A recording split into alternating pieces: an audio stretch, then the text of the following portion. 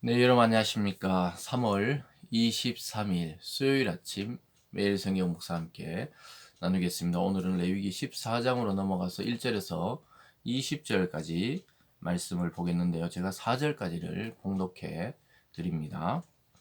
여호와께서 모세에게 말씀하여 이르시되 나병 환자가 정결하게 되는 날의 규례는 이러하니 곧 그 사람을 제사장에게로 데려갈 것이요 제사장은 진영에서 나가 진찰할지니 그 환자에게 있던 나병 한 부가 나았으면 제사장은 그 정결함을 받을 자를 위하여 명령하여 살아있는 정결한 새 두 마리와 백향목과 홍색 실과 우슬초를 가져오게 하고. 아멘. 한 절을 더 봅니다. 7절에 보면요.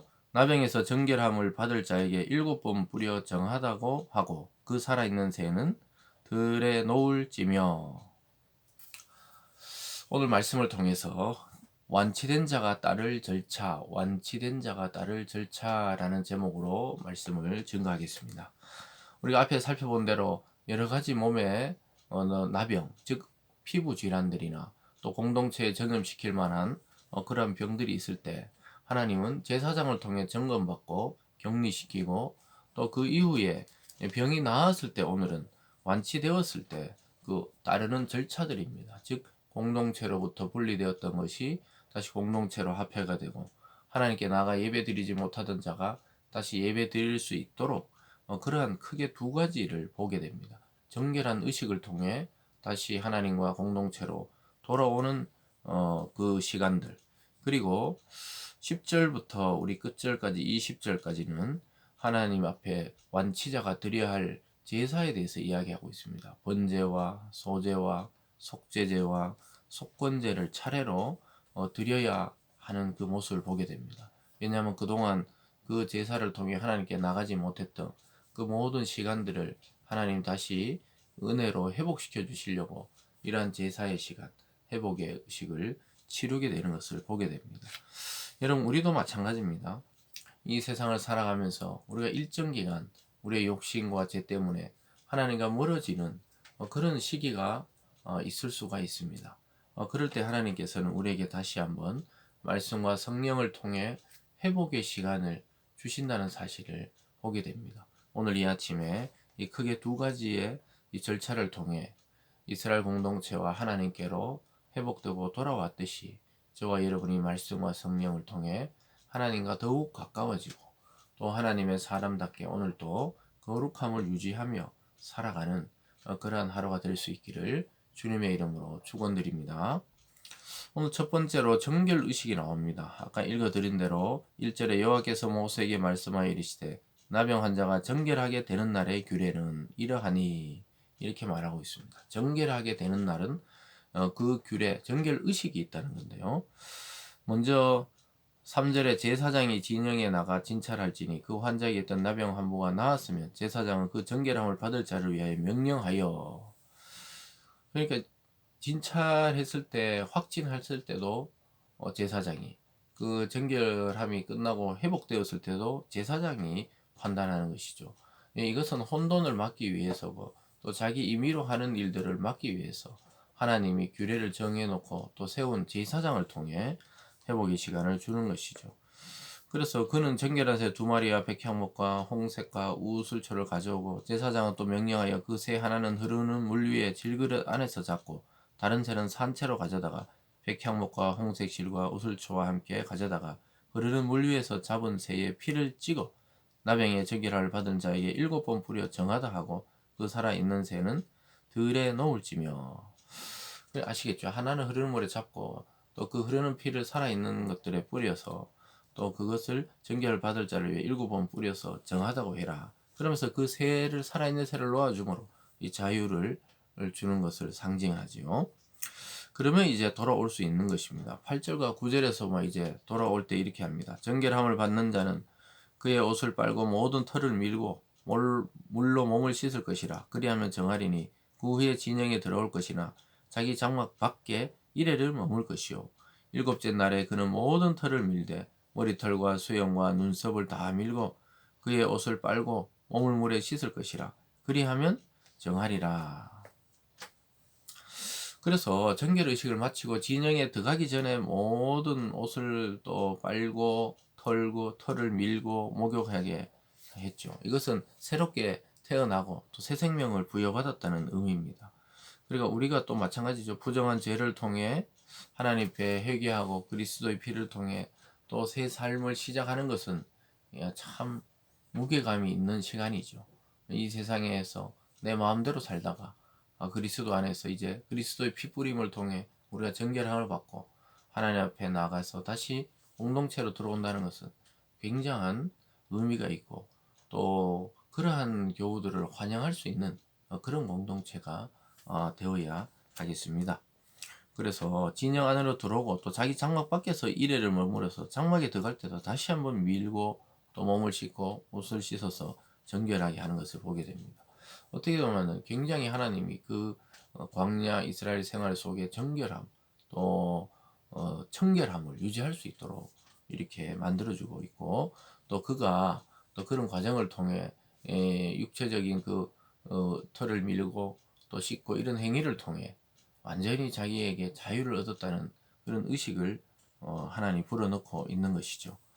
오늘 두 번째는 그렇게 정결하게 이렇게 들어왔으면 10절에 보면 여덟째 날에 그는 흠없는 어린 순양 2마리와 1년 된 흠없는 어린 암양 1마리와 또 고운 가루 10분의 3에바를 기름을 섞은 소재물과 기름 한 록을 취할 것이요. 이렇게 이야기하고 있습니다. 그러니까 이제 모든 정결 의식이 끝나고 하나님께 나가 제사 드리는 시간이 8번째 날에 시작되고 있는 것입니다. 그래서 그 순서대로 드리는 거예요. 속건제를 드리고 또 속죄제를 드리고 번제를 드리고 소제를 드리는 내용이 쭉 나옵니다. 11절에 보면요. 정결하게 하는 제사장은 정결함을 받을 자와 그 물건들을 회막문 여호와 앞에 두고 어린 순양 1마리를 가져다 기름 한 록과 아울러 속건제로 드리되 여호와 앞에 흔들어 요제로 삼고.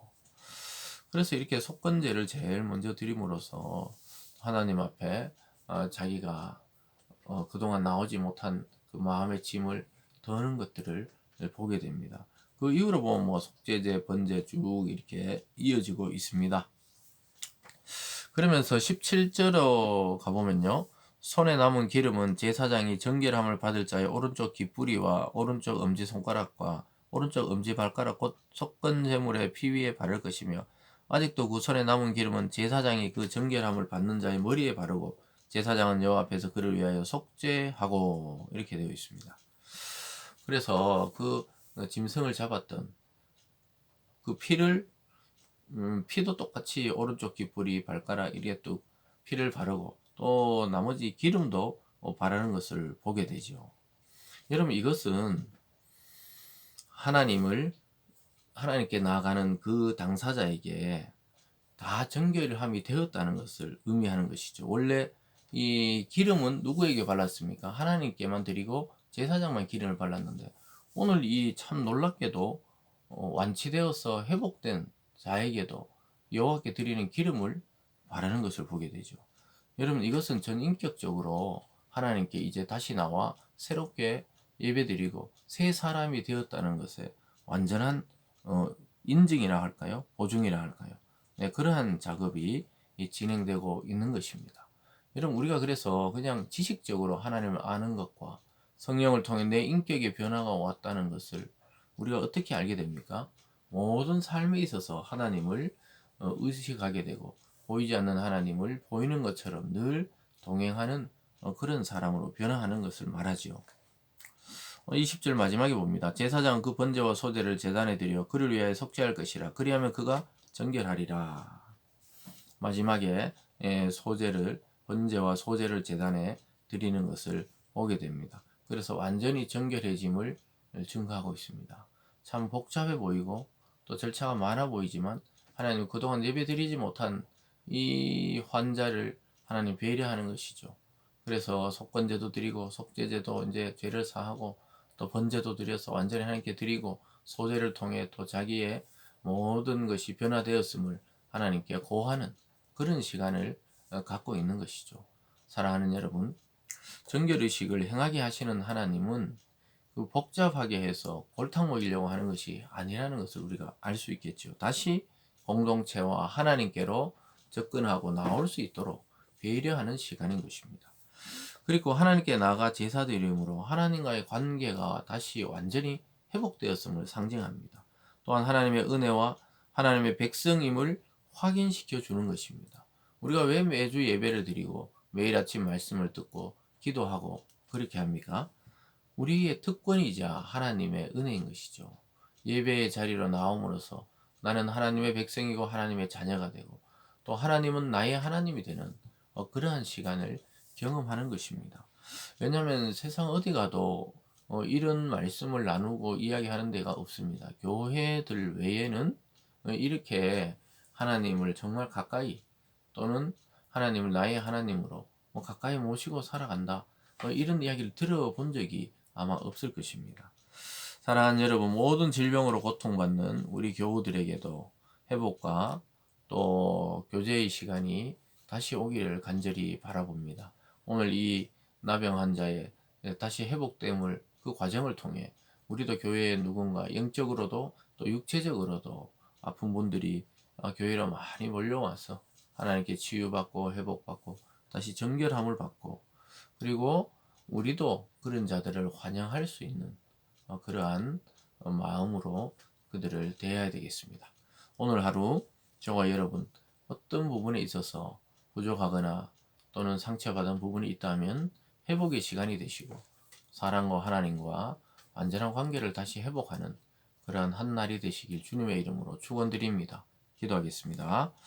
사랑의 하나님 아버지 감사드립니다. 하나님께서는 이 환자의 정결의식과 또 예배드림을 통해 완전한 관계를 회복하는 시간을 주시고 있습니다.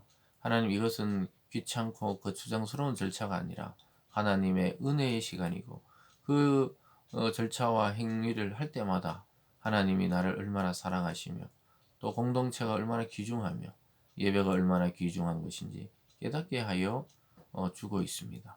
하나님 오늘 우리에게도 이러한 코로나 시대를 맞이해서 또 우리가 하나님과 가까이 하고 또 공동체와 가까이 한다는 것이 얼마나 큰 복임을 깨닫게 하여 주심에 감사드립니다. 오늘 하루 우리 모든 성도들에게 회복의 시간을 주시고 영적으로도 또 육체적으로도 경제적으로도 또 사회적으로도 모든 것이 회복될 수 있도록 주님 축복하여 주시옵소서. 감사드리며 예수님 이름으로 기도드리옵나이다. 아멘.